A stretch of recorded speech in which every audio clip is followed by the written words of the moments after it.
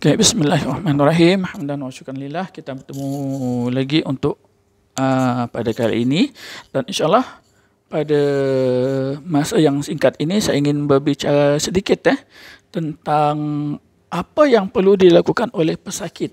Okay, apa yang perlu dilakukan oleh pesakit apabila dia dalam proses untuk menyembuhkan diri daripada gangguan jin. Okay, dalam kita mendapatkan rawatan, okay, dalam keadaan pesakit itu ingin mendapatkan rawatan daripada gangguan jin ni, ada dua benda yang perlu dilakukan. Yang pertama, pesakit perlu mendapatkan rawatan daripada perawat yang syar'i. Okay. Kemudian yang kedua, pesakit perlu merawat diri sendiri. Okay. Ada suatu kesilapan yang berlaku pada pesakit. Okay. Terutamanya apabila pesakit ini, apabila datang untuk berubat, dia menyerahkan 100%. Okay. Bergantung sepenuhnya kepada perawat. Di sini terletaknya kesilapan pesakit tadi. Okay. Sekarang ini kita tidak berbicara tentang Allah yang menyembuhkan. Okay. Sebab maksudnya Allah sembuh atau tidak gangguan ni, memang itu adalah milik Allah. Hak Allah. Maksudnya kalau Allah ingin seseorang itu sembuh, dia akan sembuh. Kalau Allah tidak menginginkan pesakit itu sembuh, dia tidak akan sembuh. Kita tolak tepi cerita tersebut. Kita tak bincang hal itu. Tetapi kita bercerita tentang dari segi adab berubat. Bagaimana pesakit itu boleh sembuh berdasarkan adab-adab yang telah diatur. Okey. Kadang-kadang kita nak pergi berubat ni sebab kita sakit, betul. Okay?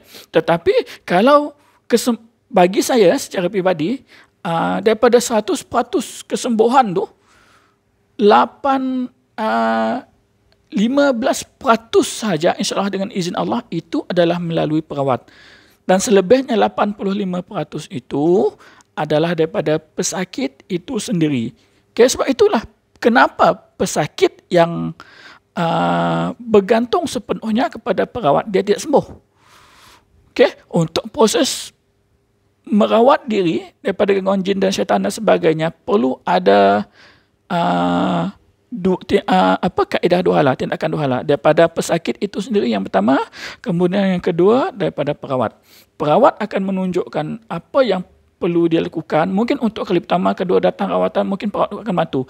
Yang ketiga dan keempat dan seterusnya, mungkin perawat akan bagi tahu, memberi panduan apa yang perlu dilakukan oleh pesakit tadi untuk sembuh. Dengan cara konsisten melakukan ibadah-ibadah. Ingatlah sebagai pesakit, jangan menyerah sepenuhnya kepada perawat. Kerana perawat mereka bukan penyembuh. Yang penyembuh, yang maha penyembuh itu adalah Allah. Tetapi satu lagi, dalam kita proses untuk mendapatkan kesembuhan, ada 3 perkara yang sangat penting. Sangat penting.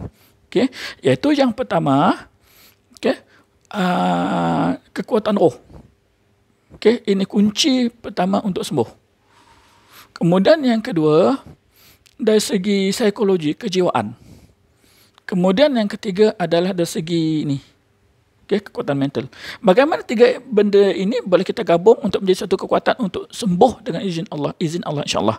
Yang pertama, dari segi kekuatan roh. Kekuatan roh ini, kalau roh kita lemah, sebab itu syaitan itu masuk. Itu simple matematik orang kata. Tetapi kalau roh kita kuat, insyaAllah syaitan dalam badan kita akan jadi lemah, ataupun dengan izin Allah yang luar tu nak masuk tak dapat. Kekuatan roh ni sangat membantu. Jadi untuk mencapai kekuatan roh, yang pertama jaga solat. Yang kedua, perbanyakkan membaca Al-Quran. Yang ketiga, jaga akidah kita sebagai seorang Islam. Jelas Kemudian yang kedua,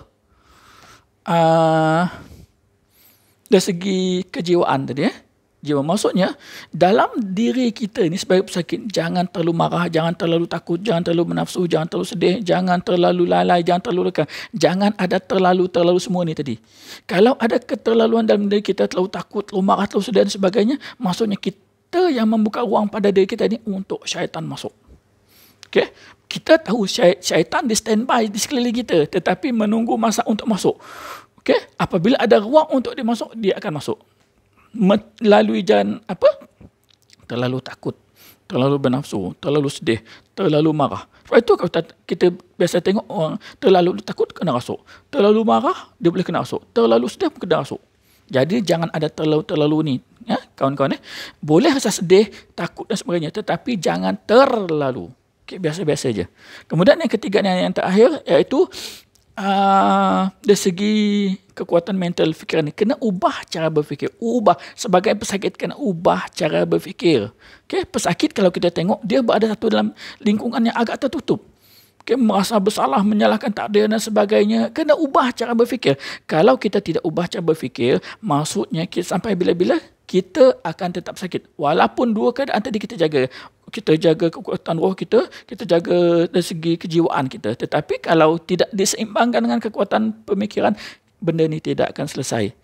Okey, jadi kekuatan fikiran ni macam mana? Kadang-kadang kita merasakan ada gangguan datang dan sebagainya. Bahasa mudah dia, kita cakap macam ni, alah, okey, suka kau lah kan nak ganggu aku. Okey, engkau aku. Dan sebaik-baiknya lafaz yang dianjurkan adalah kita jangan marah dengan syaitan. Okey, cukuplah kalau kita beritahu, aku lanat engkau dengan lanat Allah. Aku lanat engkau dengan lanat Allah, cukup simple. Okey, tak perlu nak menyumpah apa, jangan. Bukan sebab kita takut syaitan akan merasa bangga, bongkak sombong, kerana apa mereka mampu menimbulkan rasa marah pada diri kita. Okey, jadi insya-Allah itu saja daripada saya. Terima kasih atas perhatian. Okey, jangan lupa subscribe YouTube saya. InsyaAllah ada masa saya akan kongsi lagi untuk cerita-cerita yang lain. Okay, itu saja daripada saya.